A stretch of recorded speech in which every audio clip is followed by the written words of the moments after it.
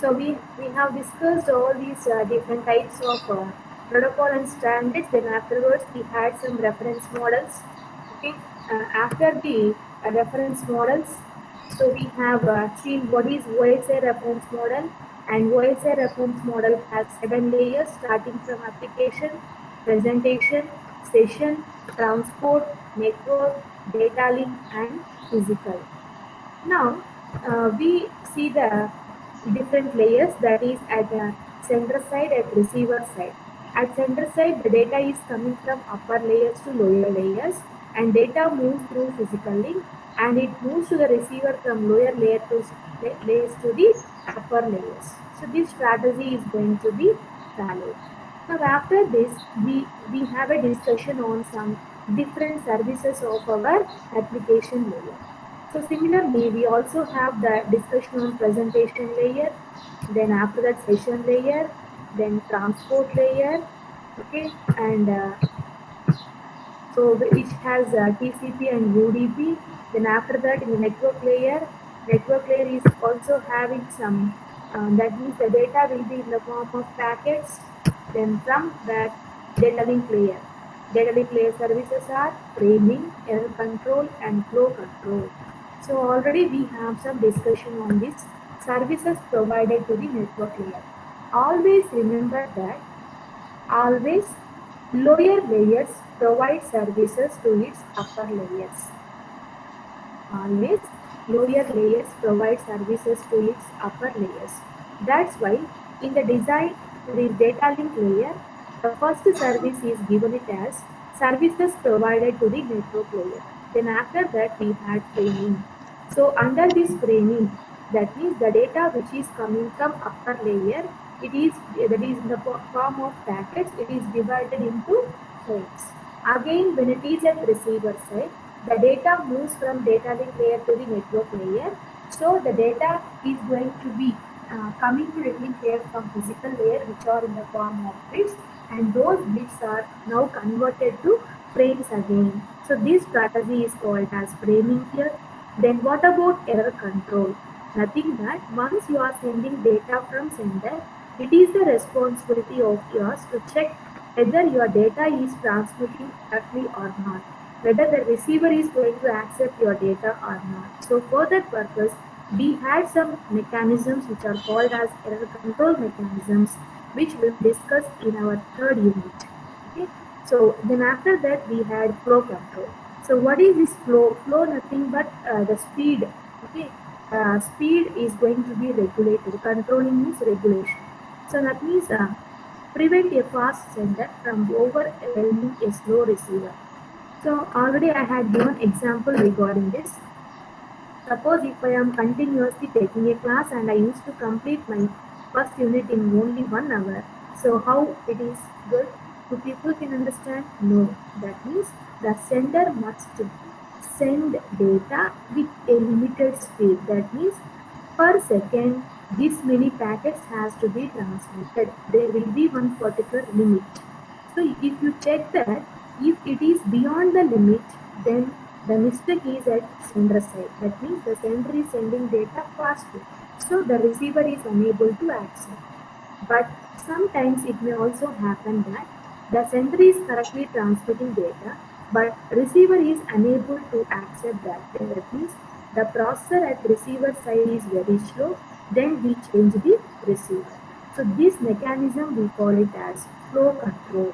Okay, there is a prevent a fast sender from overwhelming a slow receiver. We have to check whether the mistake is at sender side or receiver side. So how would you check that? Means there will be one limit for the sender that per second he has to send this many packets.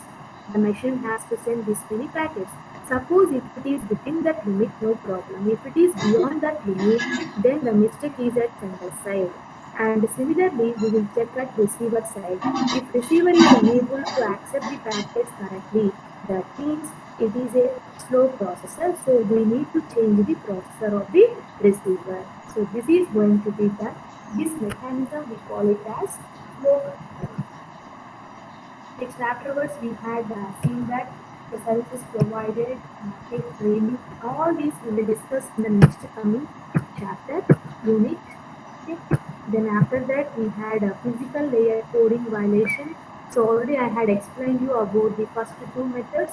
In but that means once you are sending your data means how it will be transmitted in the medium in the form of signals. That means each and every bit of data is going to be converted to zeros and ones, and those zeros and ones are transmitted to the receiver. Again, receiver will decode that and it is converted to the original language what we have typed here. So at that time, so how one value is going to be represented means the signal is going to be shown with up means presence of signal. 0 means low, that is absence of signal. Similarly, 0, 0, 0, absence of signal. Again, 1 means it become high, that is presence of signal. Again, absence of signal, presence of signal. So this is happening. But with this, what will happen is, suppose if suddenly the power goes off, right? So at that time, what, for example, we are sending this data. At that time, suddenly the power is off. Then the voltage will be at which condition? Off condition. Then the receiver may think that this is not 1 because it is showing with low. That means it is treated as 0. So at that time, errors may happen. To overcome this type of problems arising, it has been proposed with a new mechanism called as Manchester encoding. According to Manchester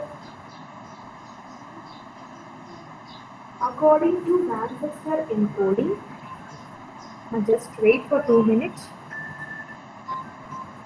Hello, check monitor. ఏం చేస్తాను నేను క్లాస్లో ఉన్నా 4 తర్వాత call చేయి మీకు వచ్చిన message mute కదా నేను మ్యూట్ పెట్టానే సర్లేమో చూస్తాలే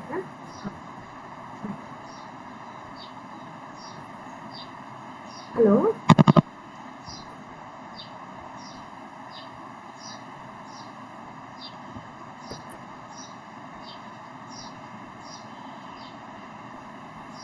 Is it audible now?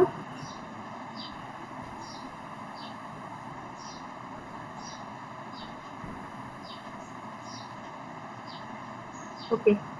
So now we'll continue this.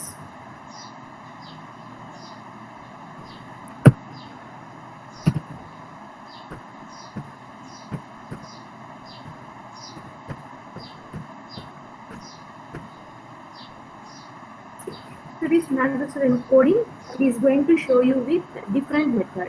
Suppose if it is value 1, the first half will be up, the second half will be low. If it is 0, first half will be low, second half will be high, entirely opposite to 1 and 0.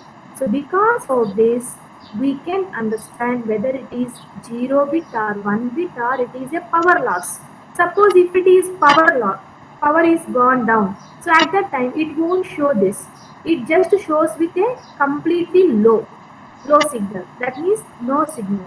So at that time, it is treated as there is a loss of power. So like that, this mechanism have been designed, which is called as Manchester encoding, in order to overcome the problems which are present in the previous, right? Now coming to the physical layer, right? So you know very well, physical layer means nothing but which is the very low layer present in the OSI reference model, that at sender side, at receiver side, we are going to get with physical layer. In the physical layer, the data, that means which is coming from data. Suppose first assume about sender ma. So when you are assuming about sender, the data comes from data link layer to the physical layer. Okay. Suppose if it is at receiver side, the data moves from physical layer to the data link layer. Don't get confused here. Okay. So here you have to think about two places. One is at sender side, the another one is at receiver side. At sender side, the data comes from upper layers, but at receiver side, the data moves from lower layers to the upper layers. This you have to remember very well. So physical layer is the low level layer which is present at the low level. Okay.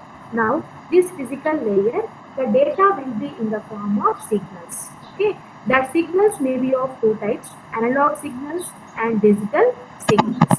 Okay. Now we are going to, that means we'll stop this here. Then after this OSI reference model, we also had one more model that is called as TCP/IP reference model.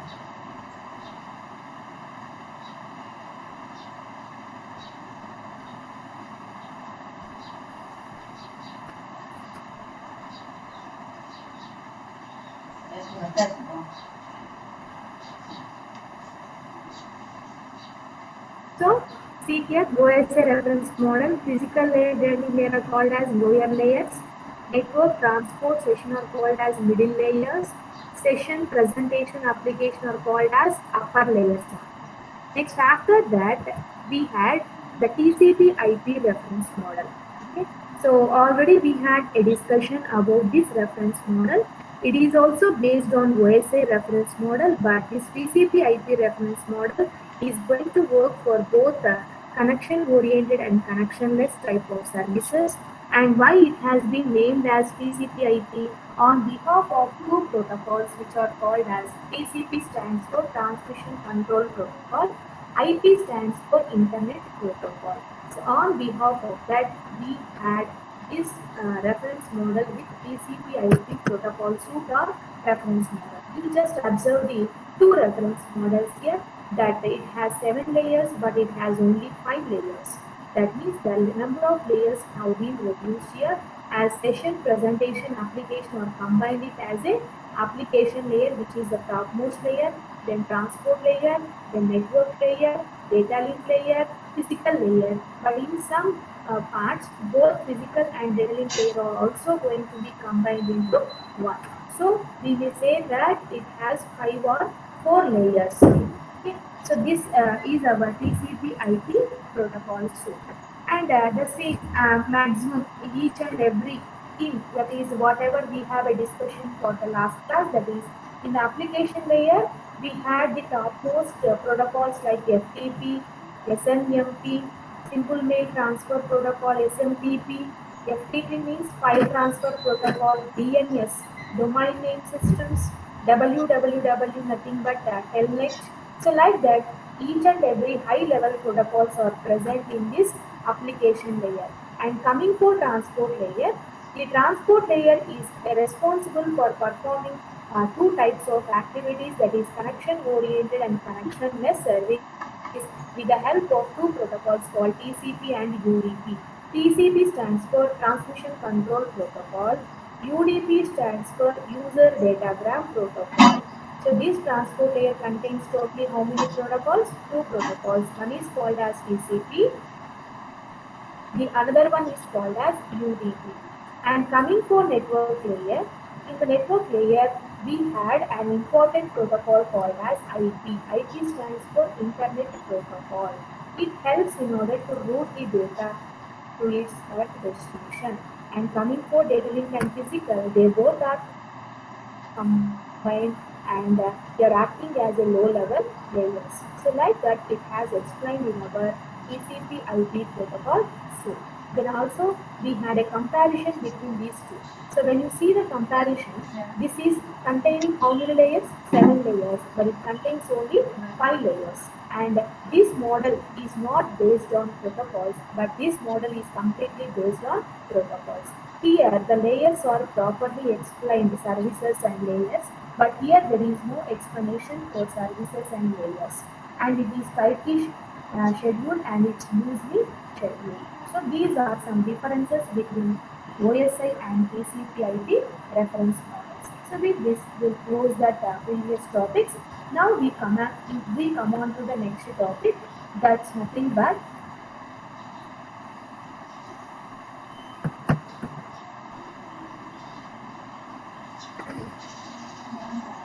data and signals. So which is our second part of our first unit. So we had a discussion on data and signals. Now we have to see what is this data and how data is transmitted from sender to receiver. So that is our today's topics. Okay, first we go through here just data and signals. Right. Data means what? Data means the information what you are going to transmit from sender to receiver. For example, I said hi. Hi, it is also one data. And you people are asking me some questions. That is one data what you are passing to me. Right? So that data, how it is transmitted in the medium in the form of signals. So the today's topic is about a discussion on data and signals. That means how data is converted and how signals are transmitted from sender to receiver. That is our today's topic. Now come on to this topic data. Data can be analog or digital. Generally, the term analog data refers to the information that is continuous, and digital data refers to the information that has discrete states. Analog data take continuous values, digital data takes discrete values. That is the difference between analog type and digital type. So analog data is the information that is continuous, but whereas the digital data, it has some discrete states. That means it takes some discrete values.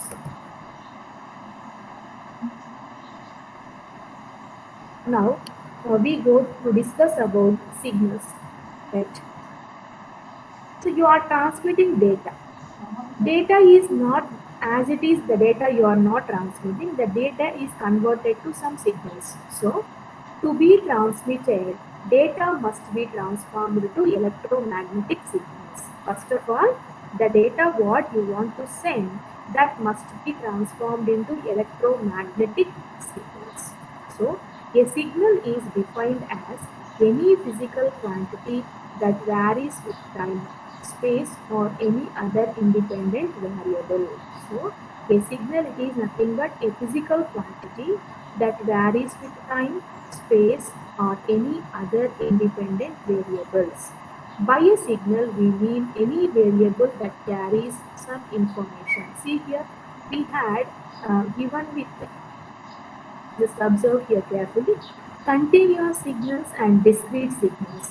Continuous signal means nothing but called as analog type of data, and this is called as digital data.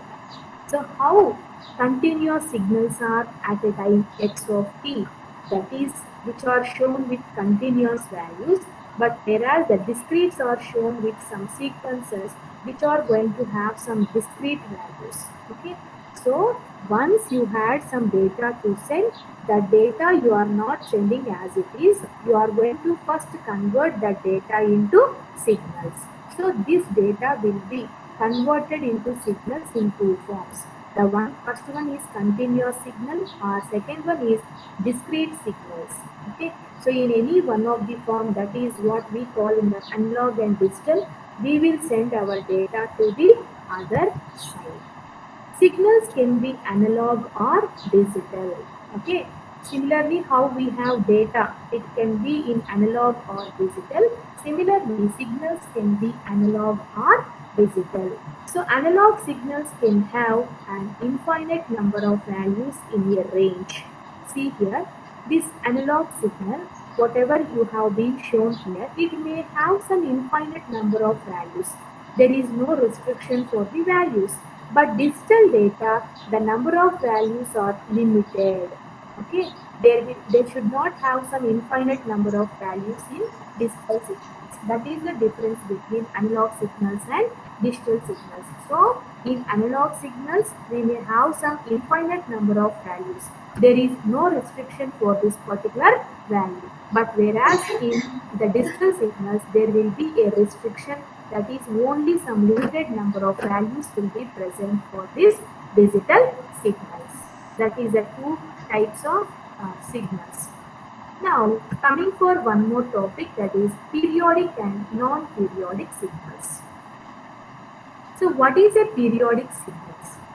A continuous time periodic signal is unchanged or repeated by a time shift of t0. So t0 is called fundamental period. So for example, here just observe x of t. This time, suppose you are sending your data, a continuous time periodic signal is unchanged or repeated by a time shift of T0. So whatever data you are sending at a particular time period, it may not be repeated or unchanged. That means the periodic signal is unchanged. It never changes its signal at a particular time period, which is called as T0.